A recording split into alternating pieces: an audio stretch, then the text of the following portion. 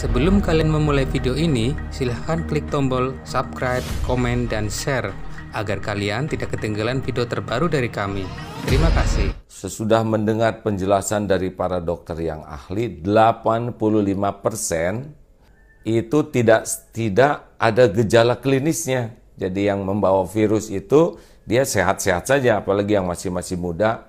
Dia tidak ada gejala demam, tidak ada gejala batuk. Padahal 85%.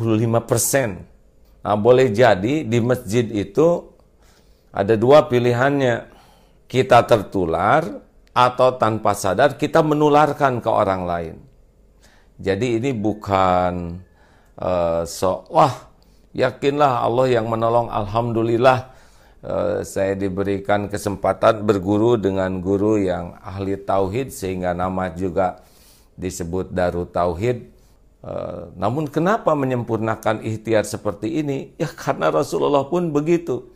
Tidak boleh mencampurkan unta yang sakit dengan unta yang sehat. Nah kita tidak tahu sekarang siapa yang sakit dan siapa yang sehat.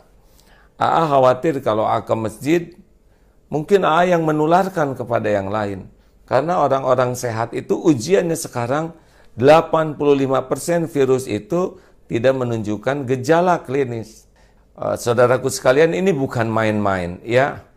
Lihat dalam tempo sebentar saja 2 minggu grafiknya dari 2 sekarang sudah 227.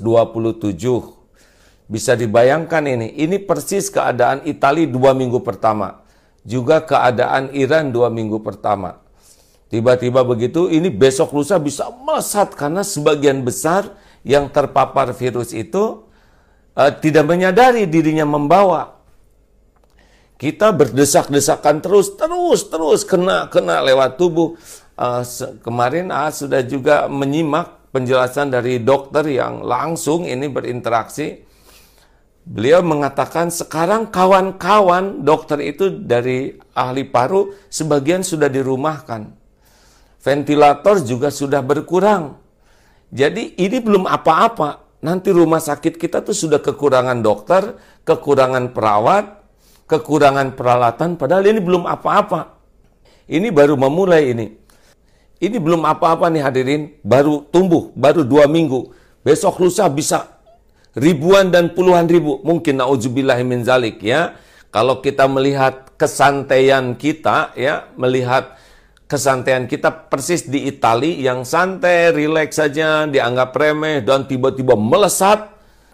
Ini adalah kezoliman bagi kita kalau kita menganggap remeh. Kita keluar hanya ketika darurat saja. Tahan, keluarga tahan berada di rumah. Anak-anak tahan ada di rumah. Karena keluar kita tidak tahu jarak sekian akan kena. Ini penting. Kawan-kawan harus bisa memahami ini bahaya besar di depan. Kematian sudah ditetapkan oleh Allah Subhanahu wa taala, itu hakul yakin. Ini bukan bicara masalah mati, tetapi ini penyebaran yang luar biasa ini. Kapasitas rumah sakit kita terbatas, dokter, perawat terbatas. Ini beda dengan di negara lain yang fasilitasnya banyak, kemudian uangnya juga banyak, kesadaran masyarakatnya disiplin. Korea itu tidak di lockdown, tapi disiplin. Dan setiap hari itu mengecek dari sini tuh sampai 15.000.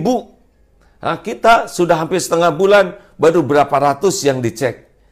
Ini luar biasa di depan ini. Saudara-saudaraku sekalian, ini luar biasa di depan.